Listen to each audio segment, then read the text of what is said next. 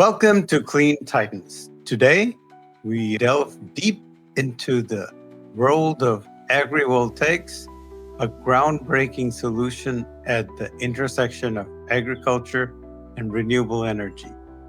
We are pleased to have with us Sascha Krause-Tuenker, CFO of Net2Sun. Welcome, Krause. Thanks a lot for having me. I'm delighted to be here. You have extensive experience in management and finance with a strong focus on renewable energy.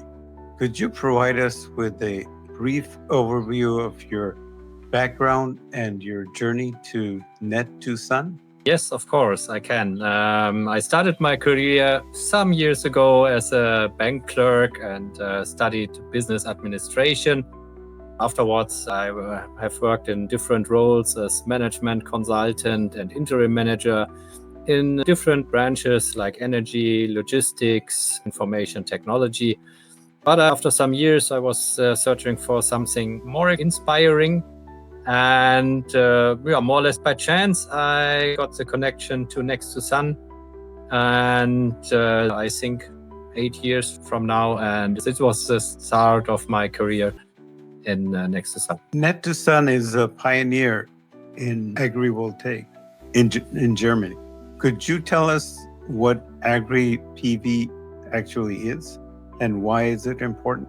Yes, of course. Agri-PV means agrivoltaics, or however you wanted to call it. In, for example, Japan, it's called solar sharing. And I think this is what it's all about, is that we do both on the same ground. We produce energy while we keep agricultural production. And I would say this is something, at least from the Ukraine crisis, we know that it's really important to have both, on the one hand, independent energy, but on the other hand, also crop and fruit production.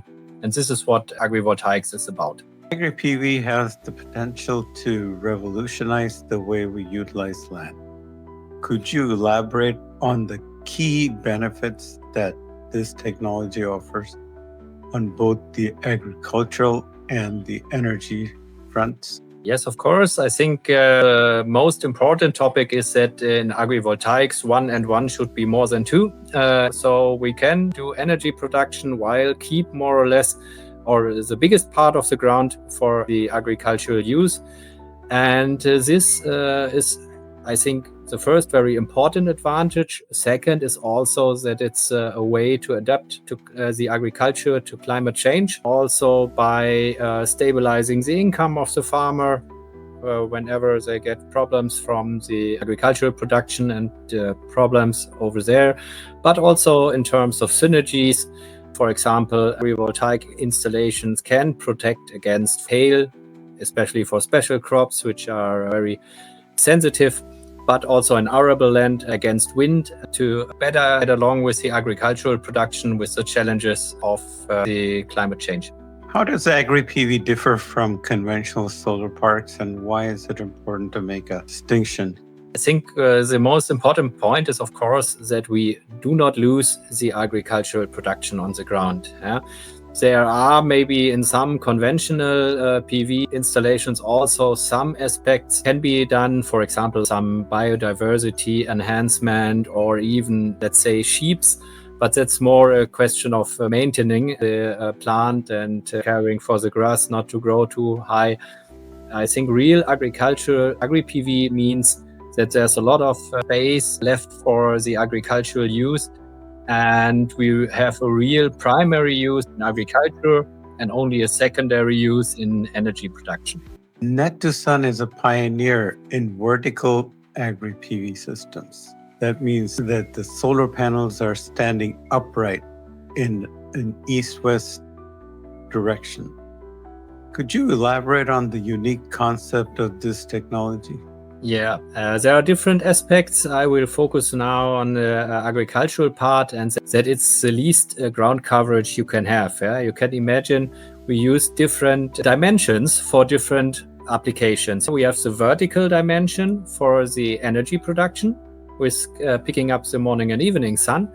And we have the horizontal dimension more or less completely kept for agricultural use with only less than 1% covered by the system.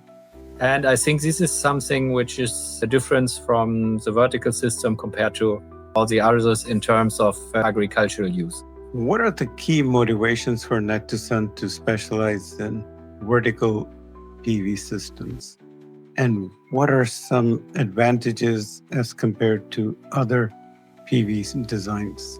I think especially three topics. It's on the one hand, it's the light availability, it's the water availability, and also the possibility to use agricultural machinery. With the vertical installation, we still have a very homogeneous light availability on the ground. We take away a little bit, of course, for producing energy production, but we have around 85% left for the agricultural crops, and it's very good distributed on the ground, which helps to have a stable growing of the crop. Same with the water, or even more, since we do not cover the ground, we do not have any impact on the water distribution. I think this is really an important topic, that we have a full water availability on all the ground which is used for agriculture. And third, also we have very few limitations on the machinery. We can adapt the system to the farmer's needs in terms of working wide and so ever. And this is what really helps to keep agriculture as the primary use. Especially because your Agri-PV isn't overhead, so it blocks less sun and less machinery. It doesn't have to be very high for tractors to go through underneath it, right? Because it's vertical, it's between the tractor lines rather than above them. So they don't have we have no limitations on the height of the machinery, and this of course helps out. But we also keep a lot of distance between the rows, also for the energy production, to avoid too much shading between the rows. And this allows really to use conventional large-scale machinery and keep the agricultural production as the farmer is used to it. And it doesn't block the sun, so more crops can grow, because some crops don't grow well with overhead agrivoltaics. That's right. How does Net2Sun address the challenges associated with integration of solar energy into farming operation, such as land use conflicts, impact on crop production, and machinery accessibility? I mean, the most important basis is availability of water and light, which we already expressed. And second is row spacing and also the row orientation. Of course, we can install east-west, which has some advantages on the energy side, but we are not restricted to it. We can also adapt it. So we can really adapt the row spacing and the row orientation to the farmer's needs. And I think this is something which makes a big difference between the vertical system and other systems which do not have this flexibility we have. Can you share some examples of successful collaboration with farmers to overcome these technical issues? I think one or two things which really have a trade-off, which is fertilizing and spraying. So all other conventional machinery normally fit into the system. We adapt it in a way that every machine the farmer already have in use works in between. The only challenge is if you are going to spraying for fertilizing or also for disease control. And there we had a solution with the farmer who took his or is already in use machine, but do not fully expand it. This was the way we found together, that it's not completely expanded. This fertilizing sprayer was, I think, 21 meter would have been possible, but he simply do not expanded it to the full wide and was able to work even in between this smaller row spacing with his machine, but in a different way he does compared to other fields. I think this was a good solution which worked for both, for the energy production and for the farming business as well. Net2Sun has developed a vertical PV technology which is quite innovative. Can you highlight the key technical innovations incorporated in your system and how they contribute to the efficiency and performance? Energy market is, I think, is a key. It's not only about agrivoltaics, it's also about the energy production profile. And with east-west orientations, the vertical system has a completely anti-cyclic production with peak production in the morning and evening hours. And this is more important the more we move forward with the energy transition. In Germany, for example, we already have more than 100 gigawatt PV installed, more or less completely looking southwards, with peak production at noon, where the grid is full and the prices are low or even negative. And this is what we can address with the system as well. It's vertical bifacial east-west. We can produce when the market needs the electricity and when the grid is still capable to transfer it. How does the vertical orientation of the solar module affect electricity generation and market value advantages? You mentioned some of it already. We just see it from the last months. For example, if we're looking for the April, we saw that the market value of our produced energy with vertical bifacial east-west was nearly 80% higher than the average market value in Germany. The market value of solar production was around 3 cents on average in April, and we had in our parks we had 5.4 on average, and the best one was even above 6 cents, which makes really a huge difference in terms of the economics of such an installation. I think this is really something what's coming up now and is getting even more intense over the upcoming years. That's great, because you're producing power in the morning and evening more when the demand is higher. Indeed, we can stabilize renewable energy production and widen it and getting less dependent on fossil energy production. I think this is one of our main aims as well. And then in other applications, in wintertime, there's no snow problem because the snow just falls right off. It's vertical. There's no snow accumulation.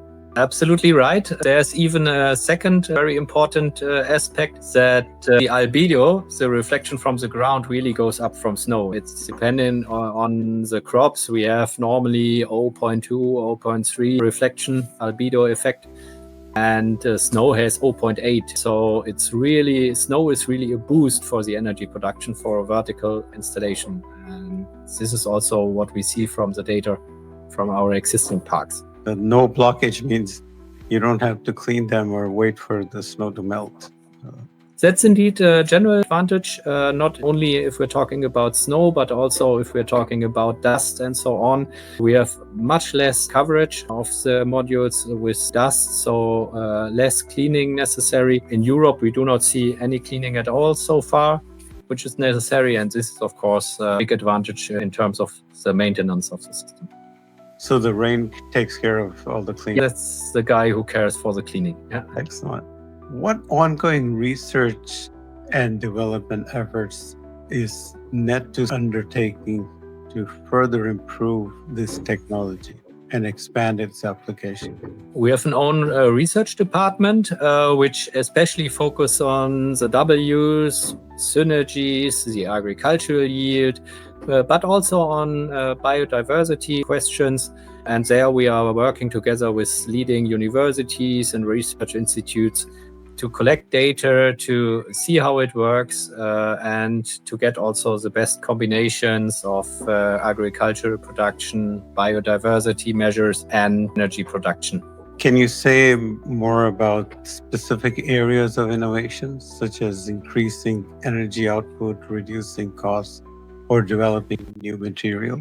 Yes, of course. We also have a technical development department, which cares not only for the racking system, but for the system as such, including the modules. We develop it as an integrated systems, which is perfectly adapted to this application, the vertical application. And we have some, I think, really impressive figures to show that we can have a higher energy production per installed capacity compared to conventional PV in our latitudes or above. And we also have a study from a research institute which shows that compared to, let's say, a simple approach some competitors use, simply taking a conventional bifacial PV module, a mounted vertical, they easily lose 30% of the energy production, since our system is really optimized for this type of application, and as I said, can even have a higher production than conventional PV installation. And then your system decreases installation costs? Of course, we also try to have the lowest installation costs possible. And this is why we, for example, also did wind tunnel tests and things like that to find the optimized design, to have the right dimensioning of material. For example, inside a larger field, we differ with the installation materials. So the outer parts, which really need to break the wind, are more stable than the one inside, to be as efficient as possible in terms of installation costs and in terms of material costs as well. There's still a lot of resistance against buildings any kind of renewable energy park. How do people react when building an Agri-PV park? Is the acceptance higher with this kind of double usage? We can say clearly yes. There is a higher acceptance since I think the very strong argument is that the food or fuel conflict. So we do not take away the land from the farmers. We allow them to keep their agricultural production and get the energy production as an add-on. And as a third positive factor, we also have biodiversity measures. So if we have some grass or flower stripes next to the modules, which can have a very positive impact on biodiversity, and do not take away something from the other factors, from energy production or from agricultural production. Since you need to keep some centimeters next to the panels for the agricultural production to work with heavy machinery, I would say the coverage of the system is less than 1%.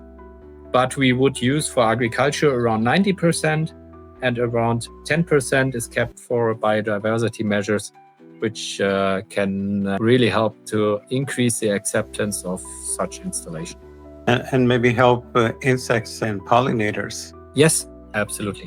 What role do partnerships and collaborations between different stakeholders, such as farmers, energy companies, and policymakers, play in successful Agri-PV projects? As I think this is very essential to include different stakeholders. This is for the general acceptance very important. And it's first of all, it's of course the farmer we need to involve to really discuss with the farmer which type of machinery, what will be the crops which should be grown there, what type of machinery does he use, what's his needs on agricultural perspective. But of course, we also need to care for all other stakeholders in terms of, for example, even pedestrians passing by. This is what we, for example, in one case already installed, where there was a south-facing hill and there was a pedestrian path above our installation. So we started with lower rows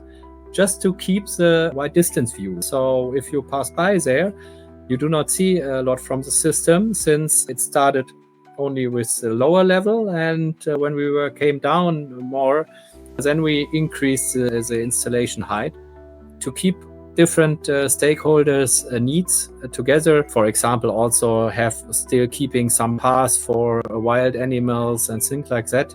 So there's a lot of topics you should have in mind, and this is what you need to discuss with stakeholders before you do such a type of installation. What policy or regulatory changes are needed to facilitate widespread adoption of Agri-PV and unlock its full potential? I think first of all, we really need a strong regulatory body in terms of a strong definition of what is agrivoltaics. Since we have very unequal partners, the energy production in economic values is much higher than the economic value of agriculture. And this leads to a huge incentive to increase energy production and in the end do not care about agriculture. So in monetary terms, some percent more energy means it would nobody would care for the agricultural production anymore. So if we really want to keep the energy production, the agricultural production, then we need to have a strong definition. What are the needs which still need to be met for the agriculture to keep agriculture as the primary use? That's, I think, very important first step.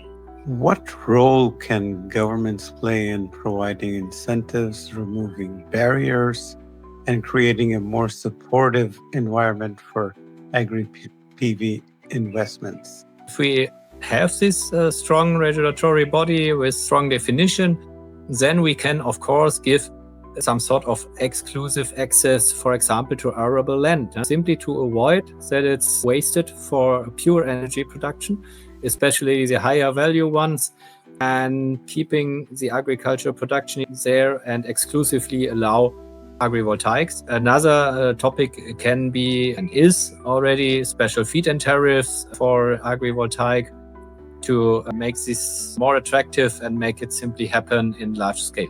How can Agri-PV contribute to achieving sustainability goals, particularly in terms of renewable energy production, food security, and climate change? The point is indeed that we have this triple. We have the energy production, we keep the agricultural production, and we can also add biodiversity measures. And all these together is a strong idea to adapt to ensure the food security, getting more independent in energy production, and also mitigate climate change in agriculture.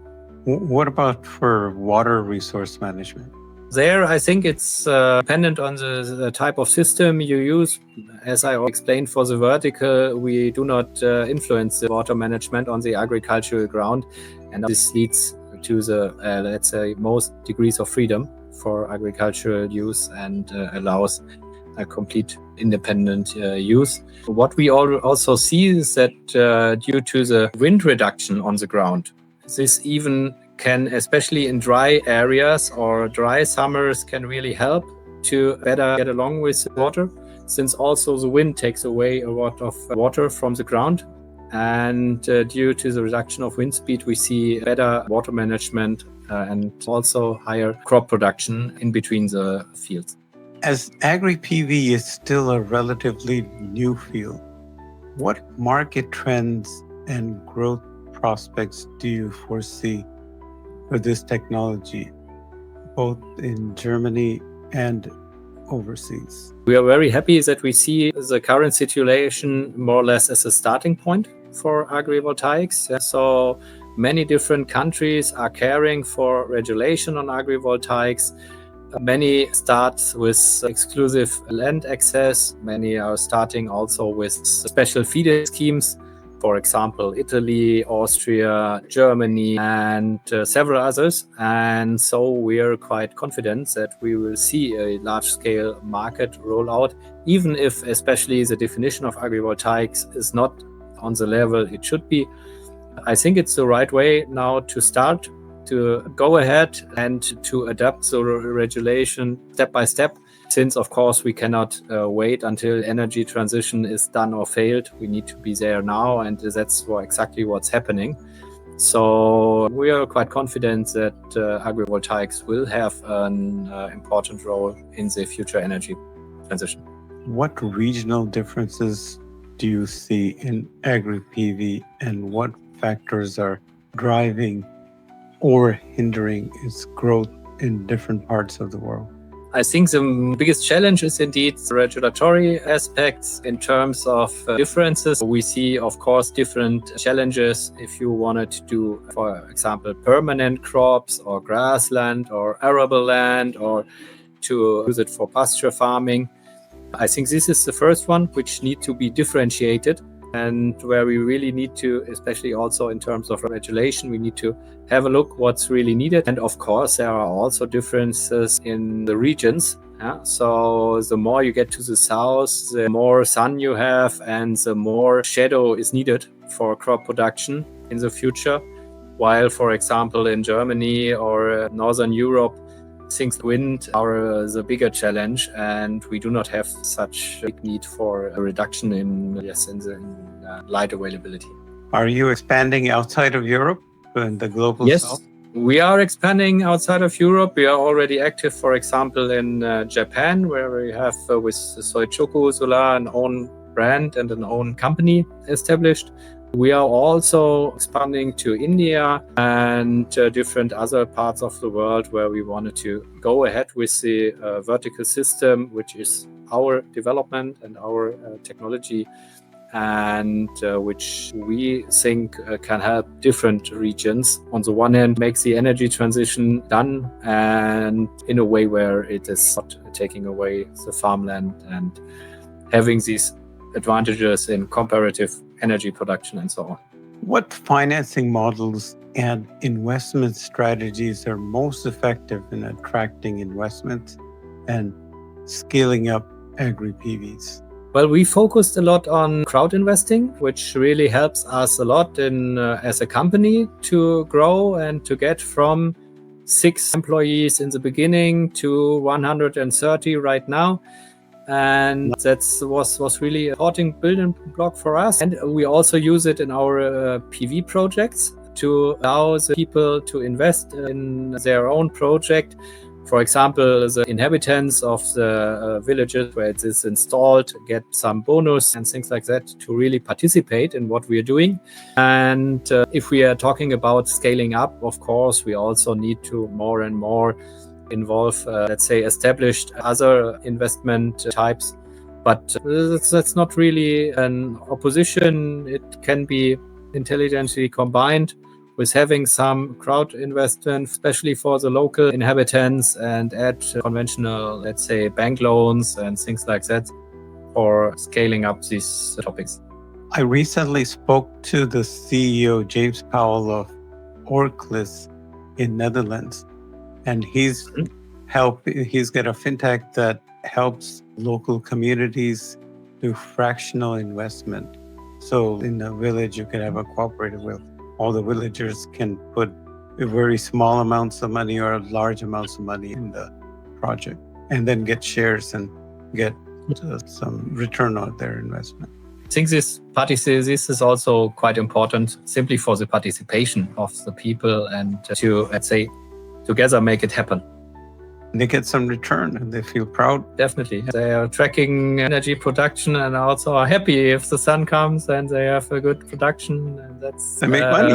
This is starting to recognize the advantages. Yeah. What role do government incentives, private investment, and innovative financing mechanisms play in driving Agri-PV growth?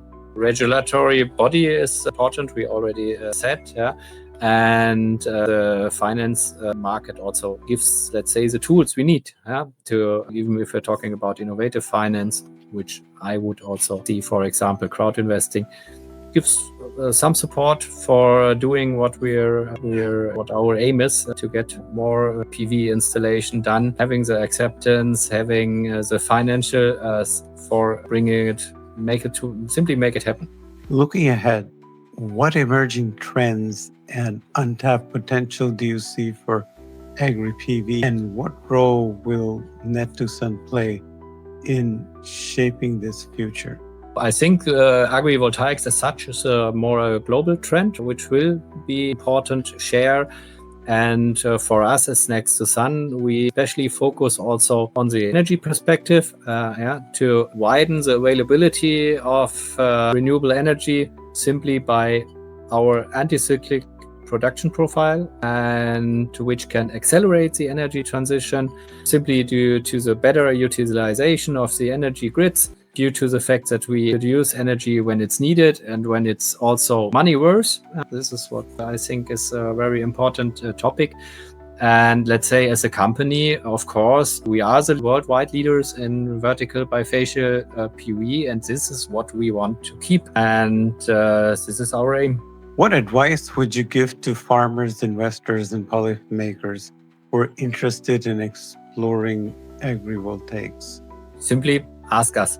Of course, but I think for the Agri-PV as such, it's really important to focus on primary agricultural use, to really keep the acceptance for this type of installation.